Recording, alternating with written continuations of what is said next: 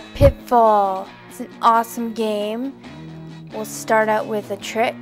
You can jump over these scorpion things, and supposedly it helps you skip screens so that you can cover more ground in a shorter amount of time. Listen to this. Now that was quality, awesome audio.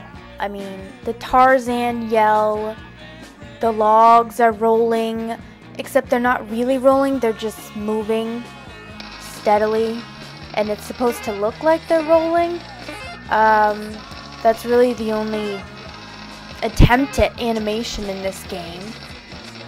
One of the sad parts is it's called Pitfall, but you actually avoid the pits. This is the hardest screen in the game. You want to line up your legs with the alligator's head, make sure you're waving, jump twice, walk 2 steps, and then jump again to safety. As you see here, if you miss a little bit, you can adjust maybe like 1/8 of an inch, but it's pretty precise, and you have to do it exactly like that. This is the type of controller you want to be using for this game. You want to actually push it. Nice sound, huh, when you get the money? You don't want wobbly controllers like this, including the game I was playing in the beginning of this segment, which is the plug and play. Alright, that thing is a snake. That's what it looks like in my mind. If you look at it closely, I don't know, for years, to me it was a burning log. Apparently, it's a snake. Who knows with these graphics? I mean, they were great for their time, but even then, I was confused. This thing below me, is it a scorpion? Because that's what it looks like to me, but it could be anything. It could be a skull of death with a tail that kills you. Snakes are everywhere. Apparently,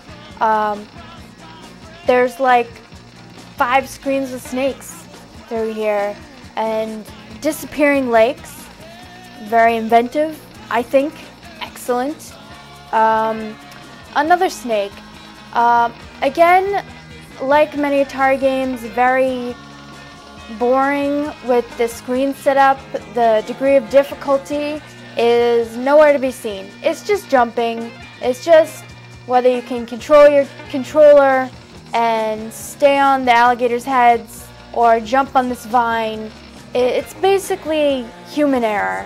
There's really no degree of difficulty in this game. It's completely even, stays the same, avoid the logs and whatnot. The points in this game are like useless, like jumping over these pits, useless. What are you gonna do? Fall down the pits? And you'll notice that a lot of the screens are the same. I guess they were just trying to keep it looking, I don't know. Notice this guy below me only moves when I move, and I die. But luckily I went left in the beginning of the game, which means I fall down beyond the obstacle, which is like a major error in this game, because like if you go left, it's way easier than if you go right. If you go right, the logs are coming towards you, all the obstacles are harder. If you go left, I mean, it's basically a piece of cake if you can play for the full 20 minutes without dying 3 times. And who knows what happens then. The end of the game? I don't know. I don't know why there's diamond rings in the jungle or the outback, as it probably is. I don't know why there's black lakes and you swing over them. I mean, I guess you would have to swing over them. Jewels, 5,000 points for a ring.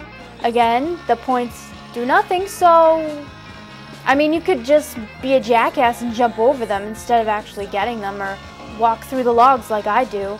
4,000 points for the gold.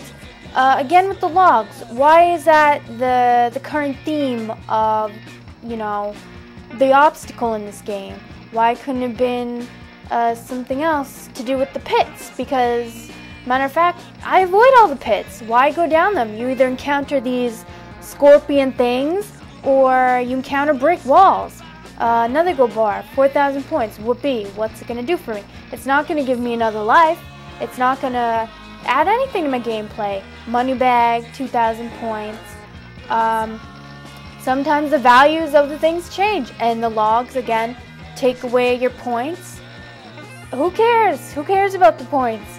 I'd like to see the end of this game. Apparently there's 255 screens. I don't know if that's true.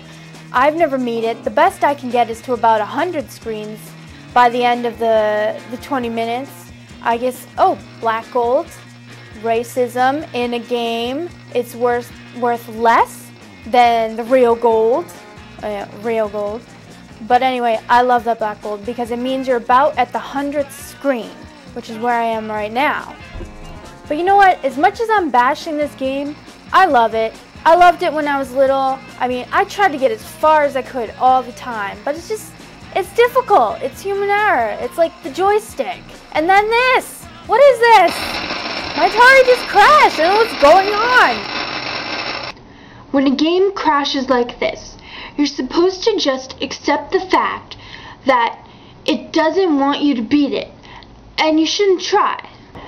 So just give up like I do and put it back in your collection.